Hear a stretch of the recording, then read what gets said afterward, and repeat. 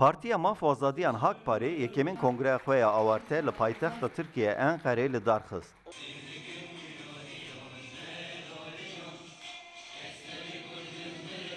Di kongreyê da li dewsa kevine serokê giştî Fehmî Demirê ku di qezayekî trafîkê da jiyana xwe ji dest da bû, serokekî nû ya giştî hatiye hilbijartin.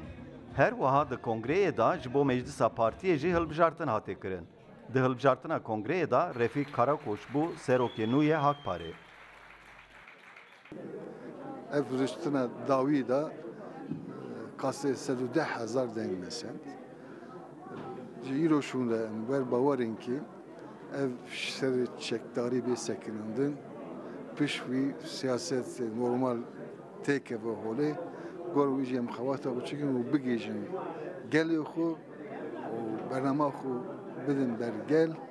Em bawerin ki ev bi vî bernameya xwe em ê partiyekî xurt bin bi çareserîya rolekî mezin bilêzin.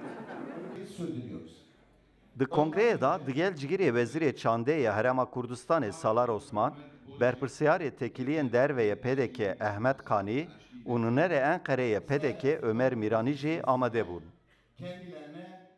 Haqpar hizbekî girîng e li Tirkiye taybet li seçimê pêşû ke twanî dû beraber dencê xwe ziyad bike ama bo xwe mijdeyekî baş e bo alternatîvî siyasî li Bakurî Kurdistan bo demokrasî bo pêşkewtinî em hizbe diyar em hizbe rêgorîşteyekî başî heye we komelek akademîst û têkoşer û genc û jinî baş li dewrî kobotewe hemûman bi ziddiye ve çawerwanî kongre ve rastperdekanî kongreyê maf û azadî dikin. Partiya Sosyalîst a Kurdistanê PSK jî biryarda bû ku bibe partiyekî fermî û ev vegeriya bû welêt û xwestî bû ku tevlî Hak Parê bibe. Lêbelê ji ber kêşeyên di navbera her du aliyan da ev yekbûna pêk nehatibû. Hak Parê serok û rêveberiya xwe ya nû hilbijart.